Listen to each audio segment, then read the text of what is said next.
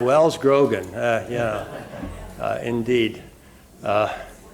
They all had that same nerve that Emily has demonstrated here. My goodness, and has reminded us of in that Greta Thunberg and her tireless effort to open our ears and our eyes to the changes, some of which are very much our fault and our responsibility, and our opportunity to change and affect that the world we pass on will be a world worth inheriting for our children. These voices, these prophetic, brave, courageous voices that have been sort of the symbol of this church. I mean, this church is kind of the center of gravity for the stewardship of the environment. I remember attending a day-long conference here that just was very awakening, and I'm grateful for, in so many ways, for this congregation and for its ministry to the larger community and to the church. I mean, you set the pace for community police relationships, and just a lot of things a lot of balls that you got rolling and kicked into play. It's an honor to be here, and in this time of your transition, this change, this time between, this long half-time, our congregation waited 3 years for our new pastor. I hope you don't have to wait that long. But somewhere out there, God knows who that new pastor is, somewhere that person who may not at the moment have a clue is going to be your pastor one day. And you're going to feel like we're not in transition anymore, except, of course, we all know that deep down we're always in transition, and we're always waking new every day. It's just good to be here and to be among friends and to be those who hear the old story in a new way. Who was it? The philosopher Zeno said, "You never put your foot in the same river twice." You never hear the parables of Jesus the same. You always hear them as if for the first time. And today we're hearing in the midst of this time of transition for us seasonally. I mean, everybody in the Cape knows that summer really ended last Monday, even though summer really doesn't end until September 23rd, the autumnal equinox.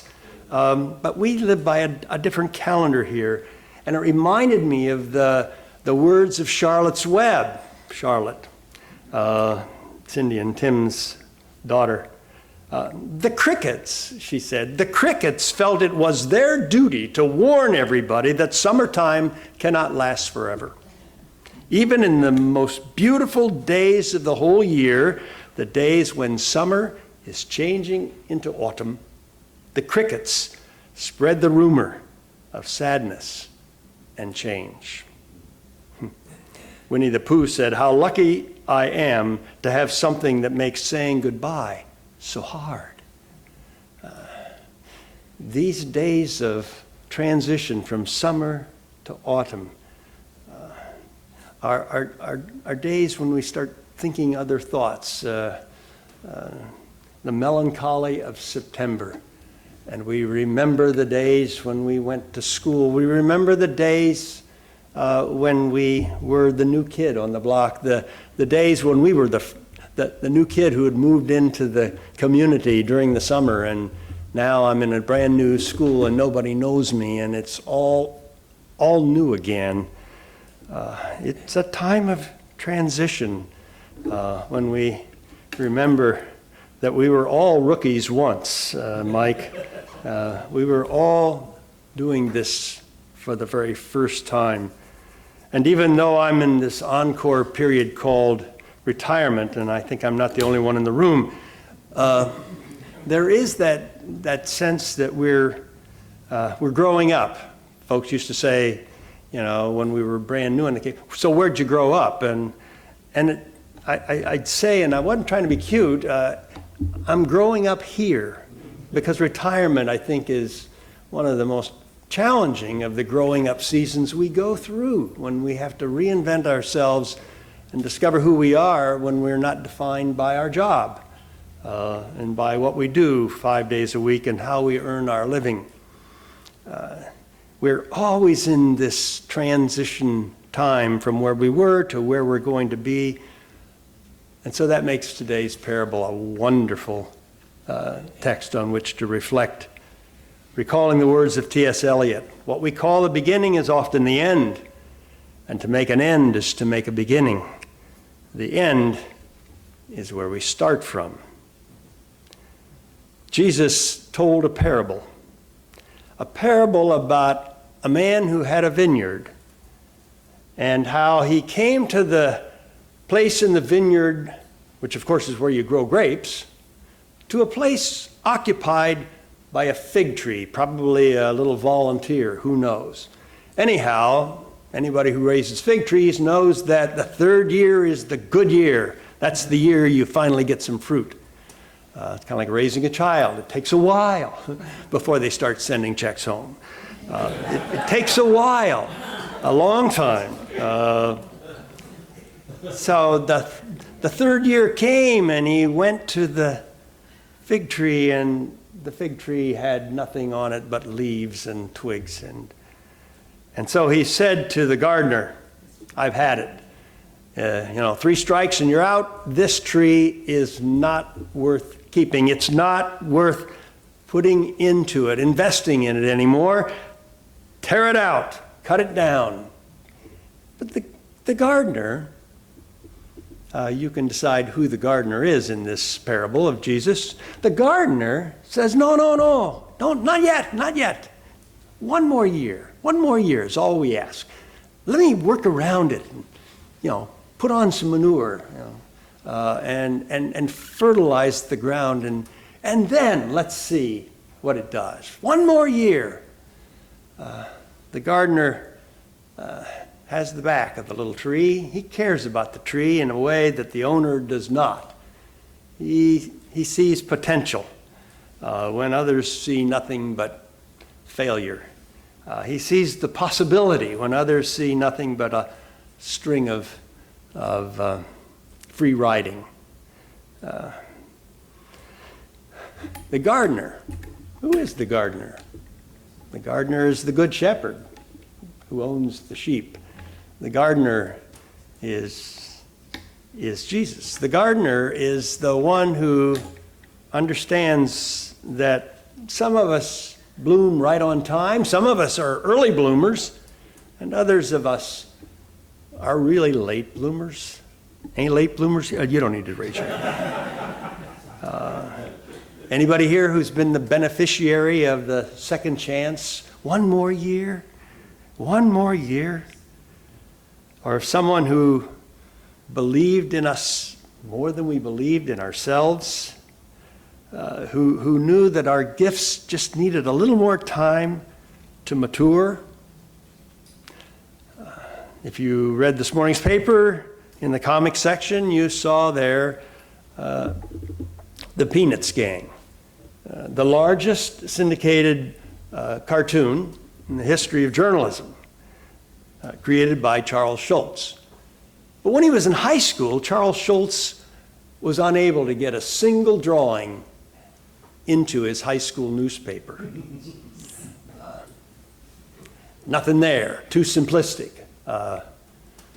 Or to take you back to the days of President Richard Nixon and his Secretary of State and his Henry Kissinger, who served under not one but 2 presidents and then continued to serve as a consultant to the government. A Secretary of State who was a world statesman. In his high school days, he can't remember a single day when he had lunch with anybody. He sat alone in the high school cafeteria. A long table, tray, nobody would talk to him. He was too shy. Late bloomers. Beneficiaries of a second chance.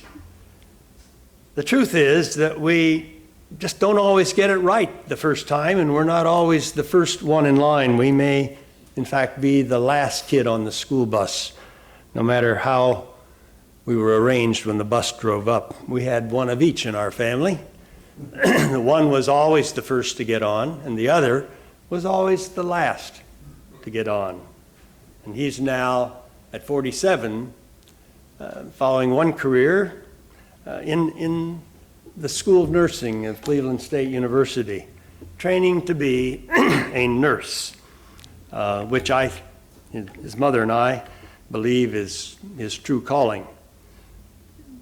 But it took him a number of years to get there, to discover what his real calling was. What Frederick Buechner, the chaplain at Dartmouth College for a long time, said is that magical place, that sweet spot where our deep gladness meets the world's deep need, when we really discover what we were born to do, when we really feel free to become what we were born to be.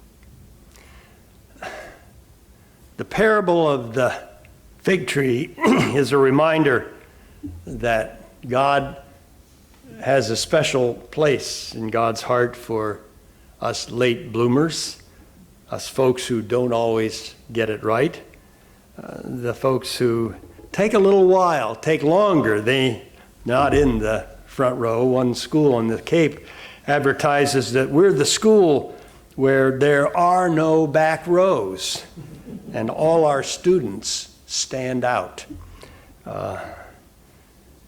We are the people who remember 1969, aren't we?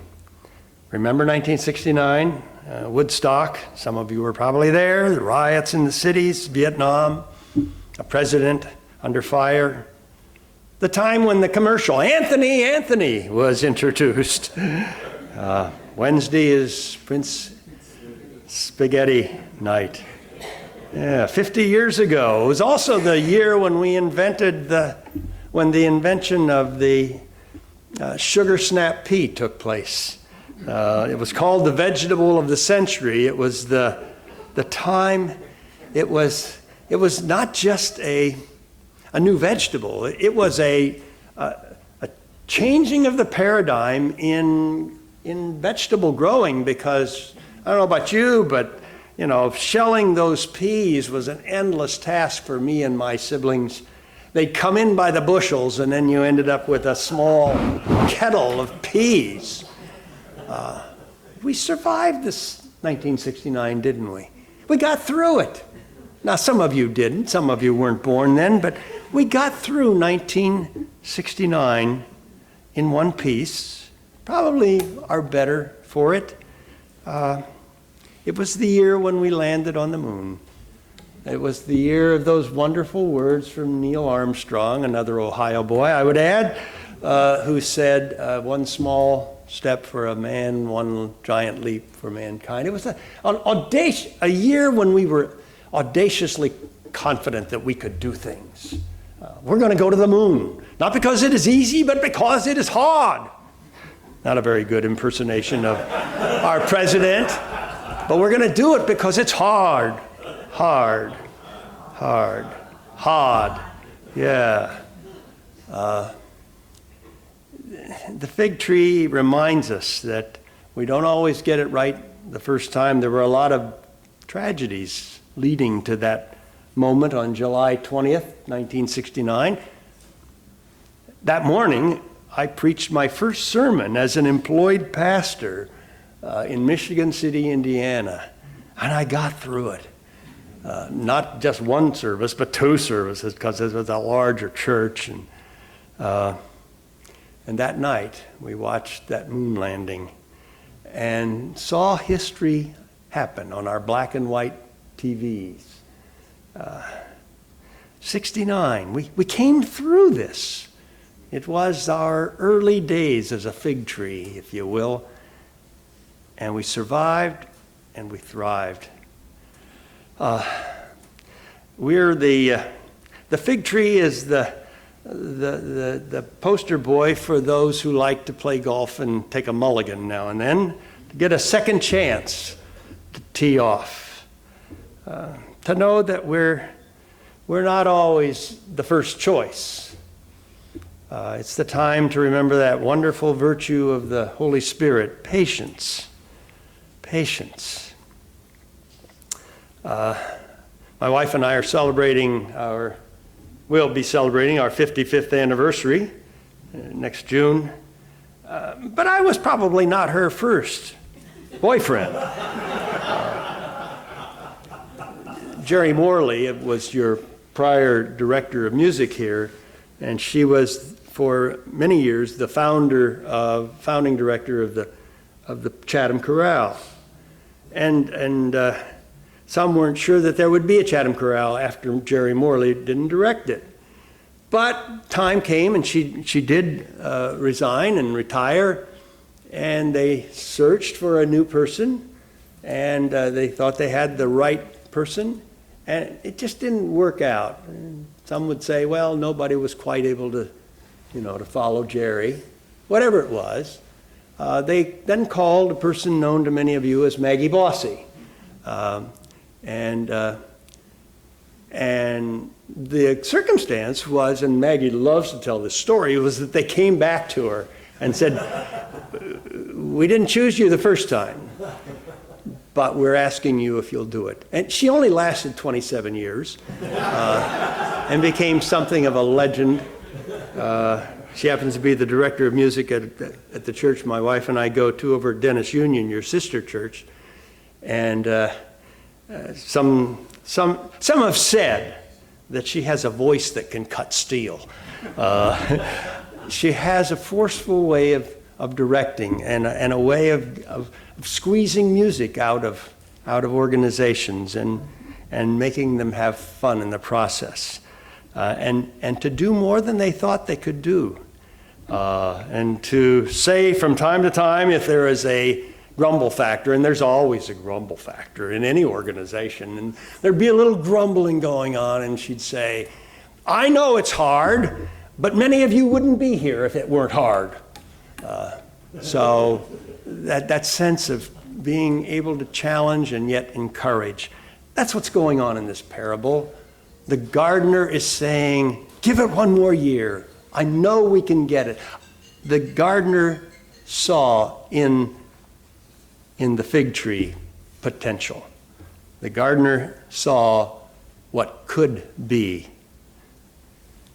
I thank God every time I read this parable for the people in my life who were willing to take a chance on me, and on those for whom I have been a pastor. That we all have in our lives somebody that believed in us more than we believed in ourselves. I'm not giving human thought capacity to the fig tree here, but the gardener believed in the fig tree. We all need somebody who believes in us unconditionally. And the good news of the gospel is that is God. God is the one about whom we speak when we wear the comma on our lapel and say, never put a period where God puts a comma. God's always putting the comma there. This is from the day I retired 13 years ago this week. And everybody in the congregation showed up with a comma because they'd heard it from me so many times. We always stand on the shoulders of those in front of us. Mark Twain observed, a self-made man is like a self-laid egg.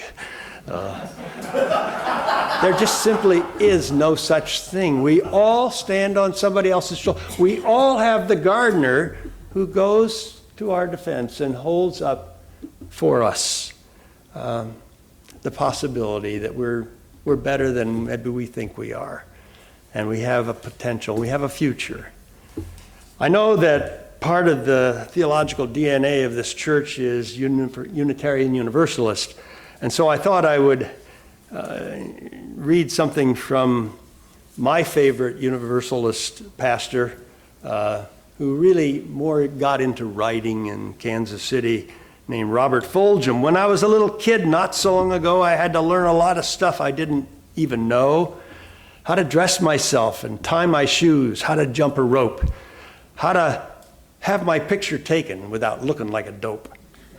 But all the things I learned, my favorite of them all was the little poem hanging on the kindergarten wall. Of all you learn here, remember this the best: don't hit each other and clean up your mess. Take a nap every day, wash before you eat, hold hands, stick together, look before you cross the street. Remember the seed in the little paper cup. First the root goes down, and then the plant goes up. A kindergarten teacher I admired a lot used to give her students marks, not with A, B, or C, but with, like the categories, ties or shoes, can count to 100, knows ABCs, and so on. And under the categories, listens to instructions, sits in his chair, is quiet, stays in line. Little kindergarten skills. And her markings weren't A, B, or C, but rather always, sometimes, or not yet. Not yet. I would have gotten a few not yets, more than a few, which is probably obvious. But that sense that we have the grace of the gospel is that God believes in us more than we believe in ourselves. Invests in us, gives us Jesus Christ. God so loved the world that he gave his only begotten Son to be the model of our humanity, to teach us how this is done right, to teach us the values that are going to help us get through this together and help us emerge in spite of the challenges of our lives. We're always growing, aren't we? We're always like the fig tree. The little girl was waiting for the pediatrician to come in, sitting there in her little smock, and her parents. The doctor comes in and says, "Well, Melissa, what's new with you?" And Melissa looked at her and said, "Doctor, I'm 5 now. There's nothing new anymore."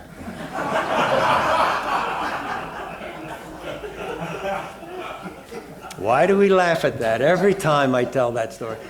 Because we know that there's only so much we can know when we're 5, and God keeps giving us more by way of knowledge and wisdom, but more also by way of opportunities to do the kind of things that Emily, alerted us to today, to be the church, to be the church.